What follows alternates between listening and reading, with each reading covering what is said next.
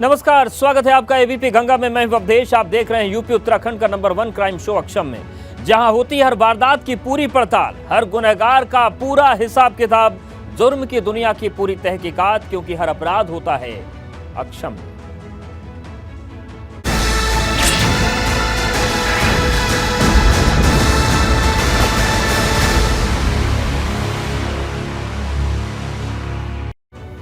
तो अक्षम में आज हम आपको दिखाने जा रहे हैं यूपी उत्तराखंड में कानून के राज और अमन चैन को चुनौती देने वाली वो बड़ी खबरें जो सावधान भी करती हैं और खबरदार भी। अपने टीवी स्क्रीन पर एक साथ 4 बड़ी खबरें आप देख रहे हैं। सबसे पहले आपको दिखाएंगे कि किस तरीके से लेडी सरगनाओं का काला साम्राज्य भरभरा कर गिर गया। दूसरी बड़ी खबर अलीगढ़ से है। अधिकारियों के अक्षम में लापरवाही की, जिसने बच्चों को मौत के मुंह में ढकेलने में कोई कमी नहीं छोड़ी। तीसरी बड़ी खबर फतेहपुर से। करवा चौथ पर जिस वक्त महिलाएं पति का चेहरा देखकर व्रत खोल रही थी, उसी वक्त एक सुहागन अपनी चूड़ियां तोड़ रही थी। और चौथी बड़ी खबर जंगलों में भटकती 4 पैरों वाली मौत की। आपको सावधान करती इन सभी खबरों को विस्तार से बताएंगे। जिसने गोरखपुर में नशे की तस्करी से करोड़ों का साम्राज्य खड़ा किया, जिसे गोरखपुर का लेडी डॉन कहा जाता है, जिसने काले कारोबार के लिए खड़ा किया तस्करी का गैंग, आज अक्षम में उसी लेडी डॉन की काली कुंडली का पर्दाफाश होने जा रहा है। इसके साथ ही खुलासा उन 10 लेडी क्रिमिनल्स का भी होगा जो अब पुलिस के रडार पर है। किशन कुमारी और पंडिताइन नशे का कारोबार से अर्जित अवैध धन से क्रय की गई संपत्ति 14(1) के अंतर्गत कुर्क किया जाता है। यूपी के गोरखपुर में लेडी डॉन के साम्राज्य के अंत का काउंटडाउन शुरू हो चुका है। स्मैक के गोरख धंधे में बीते 35 साल से आतंक का पर्याय बन चुकी किशन कुमारी और पंडिताइन से इसकी शुरुआत हो चुकी है। पंडिताइन स्वर्गीय श्री हरिनाथ पांडे, मधु पुत्री स्वर्गीय श्री हरिनाथ पांडे और पंडिताइन की बेटियां और दामाद निवासी गण खरैया पोखरा बशारतपुर। गोरखपुर में 35 साल पहले स्मैक के गोरख धंधे की शुरुआत करने वाली पंडिताइन ने करोड़ों की काली कमाई से अवैध संपत्ति बनाई। गोरखपुर पुलिस ने पंडिताइन की करीब 14 करोड़ की अवैध संपत्ति को कुर्क कर दिया है। ये संपत्तियां लेडी गैंगस्टर की बेटी और दामाद के नाम से थी।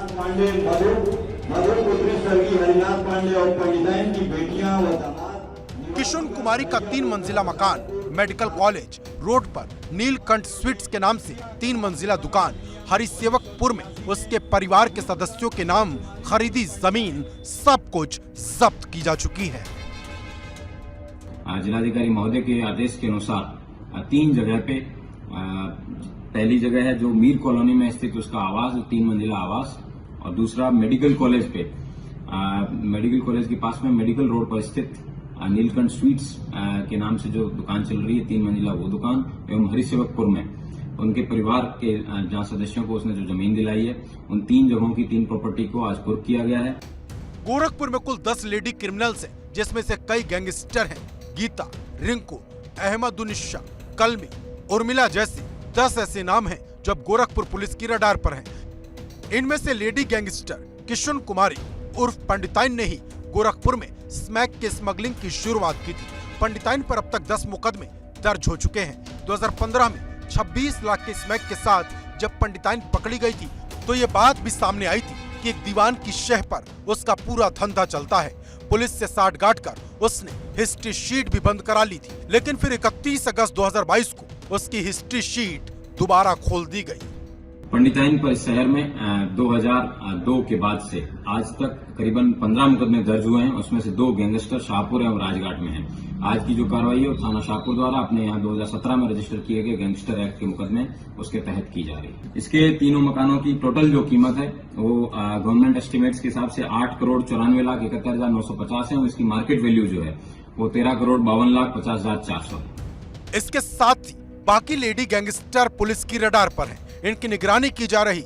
इन्हें भी हर हफ्ते थाने में आकर हाजिरी लगानी होती है। पुलिस भी इनके घर जाकर दरवाजा खटखटाकर इनकी जांच करती है। इनमें लेडी स्मगलर गीता तिवारी पर हत्या का प्रयास, लूट और गैंगस्टर समेत कई मामले दर्ज हैं। पति शिव कुमार तिवारी स्मैक की तस्करी करता था। उसकी मौत के बाद धंधे को गीता ने संभाला। करीब 10 साल पहले गीता के घर पर छापा पड़ा तो 5 अपराधी पकड़े गए थे। तब पहली बार गीता जेल गई थी। आखिरी बार उसे 2021 में घर में जन्मदिन पार्टी में फायरिंग के आरोप में जेल भेजा गया था। अभी जमानत पर वो बाहर है।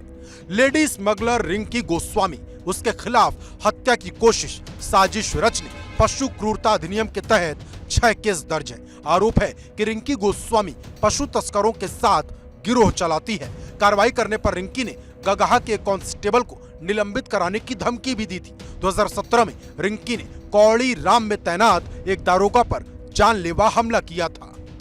लेडी गैंगस्टर मंजू निषाद नशे के साथ ही चोरी के आरोप में जेल जा चुकी है।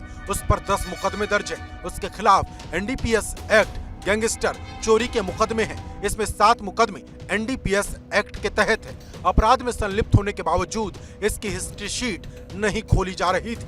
एसएसपी के आदेश पर 21 सितंबर को हिस्ट्री शीट राजघाट पुलिस ने खोल दी और अब इसकी निगरानी भी लगातार की जा रही।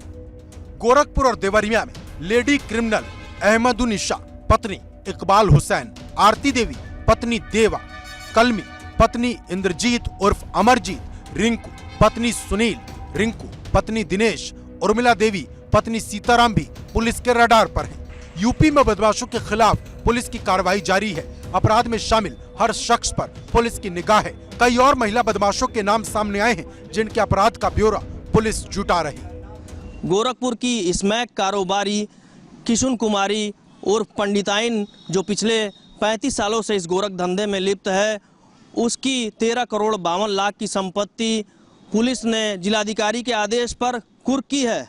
और अब ये तय हो चुका है कि गीता, रिंकी गोस्वामी, उर्मिला जैसी तमाम लेडी डॉन की संपत्ति पर पुलिस जिलाधिकारी के आदेश पर अब शिकंजा कसेगी, यानी उनका अब काउंटडाउन शुरू हो चुका है। नीरज श्रीवास्तव, एबीपी गंगा, गोरखपुर। और अब बात करते हैं अलीगढ़ की, जहां पर एक प्राइमरी स्कूल में अधिकारियों की ऐसी लापरवाही सामने आई जिसको कोई भी बर्दाश्त नहीं करेगा।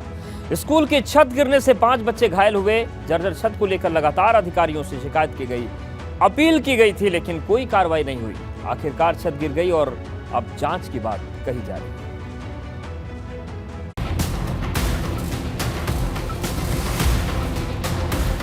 अलीगढ़ के इस प्राइमरी स्कूल में मलबे से बच्चों को निकालने की जद्दोजहद घंटों चलती रही। शिक्षक के मंदिर में अस्पताल की तरफ घायल बच्चों को लेकर भागती एम्बुलेंस के सायरन दूर तक सुनाई देते रहे। अलीगढ़ से आई ये विचलित करने वाली तस्वीरें इगलास बेसवा प्राइमरी स्कूल की हैं। जिस समय स्कूल की छत गिरी उस समय बच्चों की क्लास चल रही थी। चीखने की आवाज सुनकर ग्रामीण तुरंत स्कूल पहुंचे और रेस्क्यू शुरू किया। आनन फानन मलबे से 5 बच्चों को निकाल लिया गया। मैं जब मैम काम दे रही थी, मैं कह रही थी मैम काम दे दो मुझे और दूसरा, तो ऊपर से छत गिर गई, मेरे पैर में लग गई।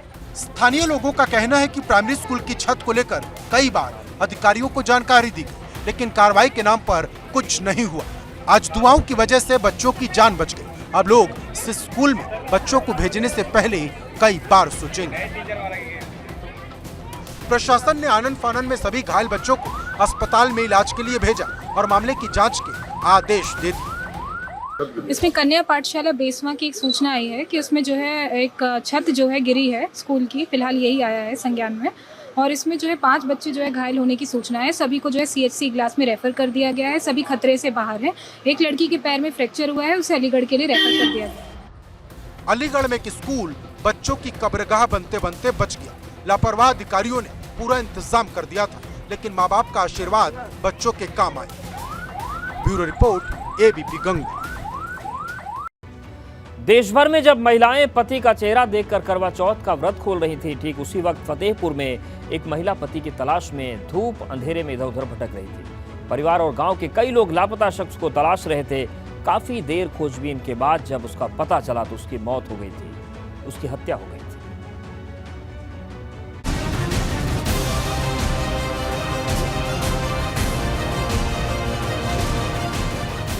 देश भर में जब करवा चौथ पर सुहागिनें अपने चांद को देखकर व्रत खोल रही थी, पति की लंबी उम्र की दुआएं मांग रही थी, ठीक उसी वक्त फतेहपुर के अंधेरी सड़कों पर महिला अपने पति को तलाश रही थी। करवा चौथ के दिन अंधेरी रात पर सड़क पर भटकती महिला को ये कतई अंदाजा नहीं था कि जिस शख्स को वो तलाश रही, जिसे देखकर वो अपना व्रत खोलना चाहती थी, वो इस दुनिया से जा चुका है। उसका कत्ल कर दिया गया है। कटरी वटरी में विवाद हुआ है, तो वहीं से कत्ल। किस बात को लेकर विवाद हुआ? अब ये अपन जमीन दे रहे हैं उन कहानी, मतलब कि आप तुम जोता बोओ, तो शायद उनका वही जो है मतलब गिरवी उठा देना रहा है। आपसी रंजिश के चलते दबंगों ने माधोपुर गांव के रामासरे की फावड़े से हत्या कर दी थी। घटना की जानकारी मिलते ही प्रशासन मौके पर पहुंचा। पुलिस ने केस दर्ज किया और अब आरोपियों की तलाश की जा रही। हथगांव थाना क्षेत्रांतर्गत सिबलहा चौकी के अंतर्गत एक सूचना मिली कि रामाश्रय यादव की कुछ लोगों ने चापड़ मारकर हत्या कर दी है। तुरंत घटनास्थल पर मेरे और पुलिस अधीक्षक महोदय के द्वारा निरीक्षण किया गया। बॉडी का पंचायतनामा भरकर पोस्टमार्टम हेतु मॉर्चरी भेज दिया गया है। पीड़ित परिजनों के तहरीर के आधार पर मुकदमा दर्ज किया जा रहा है और अग्रिम विधिक कार्रवाई की जा रही है। एक सुहागन उसी दिन विधवा हो गई जिस दिन उसने अपनी पति की लंबी उम्र के लिए कामना की थी।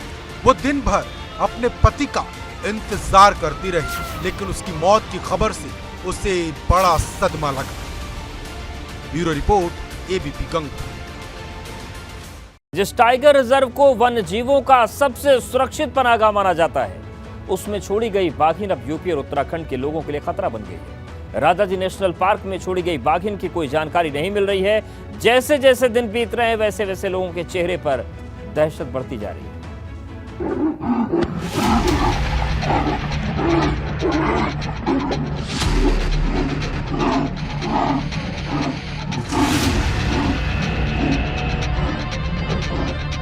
जिस टाइगर रिजर्व को वन्य जीवों का सबसे सुरक्षित पनाहगाह माना जाता है,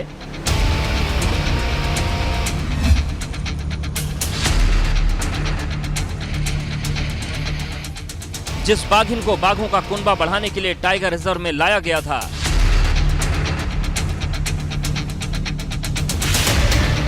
राजाजी नेशनल पार्क में छोड़ी गई वही बाघिन अब खतरा बन गई है।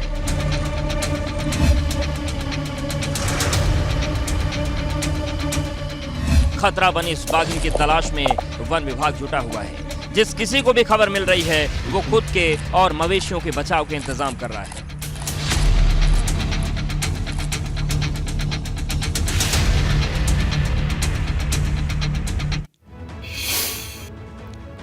और अक्षम में आज के लिए फिलहाल इतना ही।